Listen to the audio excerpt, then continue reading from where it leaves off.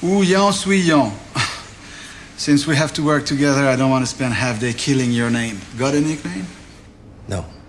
Why don't we give you one? How about John? I like that. Richard. Inspector Richard. Welcome to Paris, Johnny.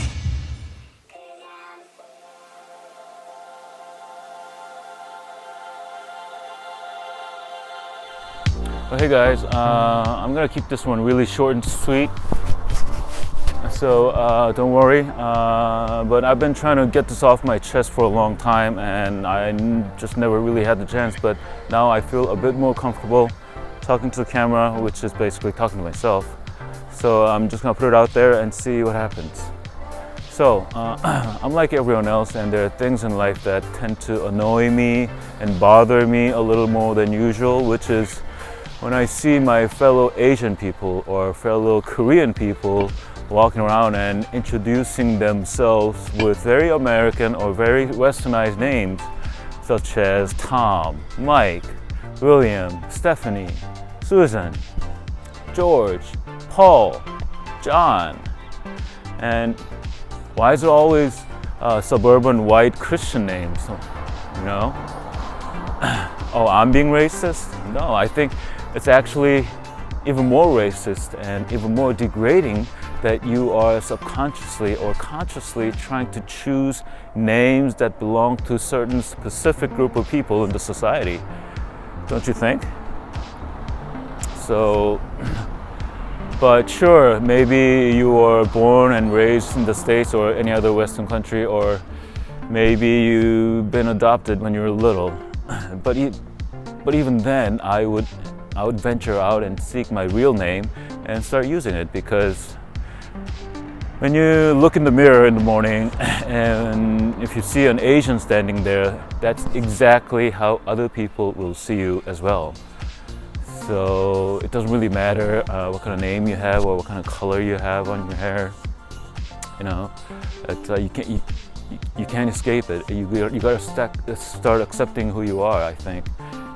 But sure, especially when you're young, you don't want to feel like a minority. You don't want to feel like a leftover. You know, you don't want to feel like an outcast. I understand that. I've been there. You know, I hated feeling like a minority, you know, when I was going to high school and college in the States. So there are times that I actually try to avoid hanging out with other Koreans. I guess I was trying to send out this message that, hey, look at me, I'm different. I'm not like them. I can be one of you type of deal, which is pretty lame, spineless, and desperate.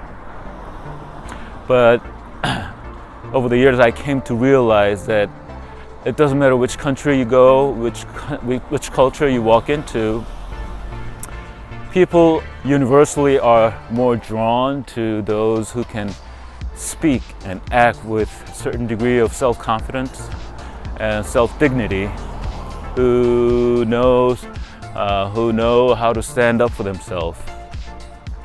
These things are usually what people find attractive and charming. So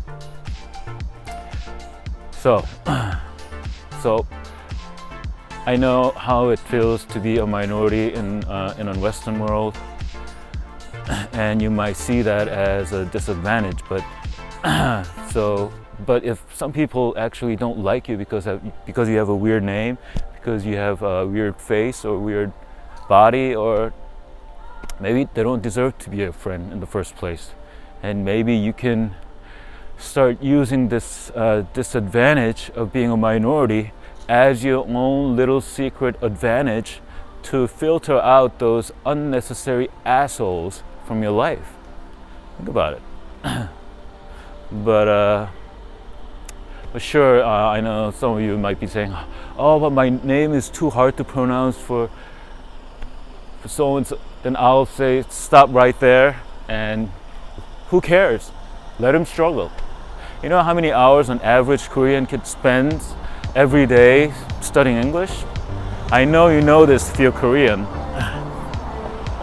We actually spent our entire childhood being obsessed and being tortured by this immense pressure of we must learn English to be wealthy and successful in life. So there are countless after-school programs and after-school mini schools that we have to attend to, even as a child, you know. Even starting from 6th grade or 7th grade and 8th grade, they would start spending 2 or 3 or 4 hours every day after school in these mini institutions and mini schools, usually studying English and math. For me personally, I was studying about 3 or 4 hours every day, getting a private tutoring, again on math and English and science. Anyways, so yeah, this is what we have to go through to learn your language. So, but I'm sure it's not just Korea. I'm sure most countries in the world are spending enormous amount of energy, time, and money doing their best to learn English and trying to be as fluent as possible. So the least you guys can do for us is to maybe take an interest in our real name and maybe give it a shot trying to say our names correctly. But it doesn't matter if you screw up a little here and there. That's not the point. The point is that you're taking an interest, and the point is you're actually trying. So to those good, generous, kind-hearted white folks around the world, please don't take our names from us. And to my fellow Asians and Koreans, come on, wear your names proudly. And because no matter what you do, you don't look like a Steve, you don't look like a Tom, you don't look like William. Okay? So that's just my personal take on the whole thing. So, bye.